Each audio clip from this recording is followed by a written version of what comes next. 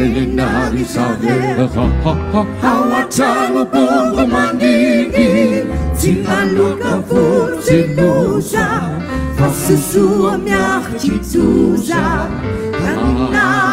futejai Kobata miaru shakaye Tembu keri jardin Fatumani chusa rizuki Tumani fakambuti Inueli na Israel Awatano bongo mangigi Timbaloka furtiluja Fasusua miarchituja Nembolanisya ni Itu sina sa wanefa Tiga fakawai sa fanilausa Nirengi taisa Katutira hatu paniyarin Usisa manuchi wamiene Inueli na Israel Awatano bongo magigi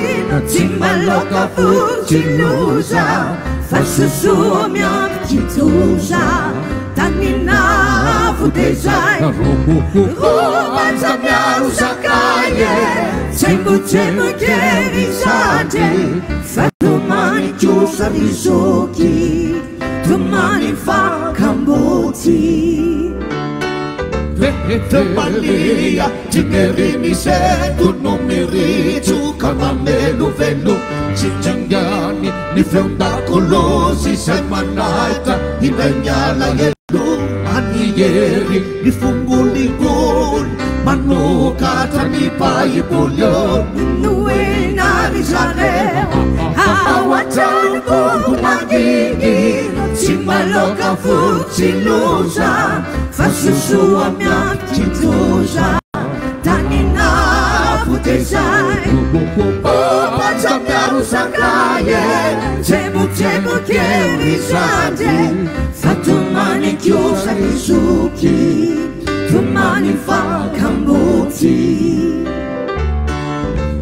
Namaita Hanaitimite Nitemandroka Nena maswando Nefakosa Bataruvia Nifakutiara Nanesa nitani Rahaniwi Sahani tumani Rapitu Tumula ifalyo Inueli na Israel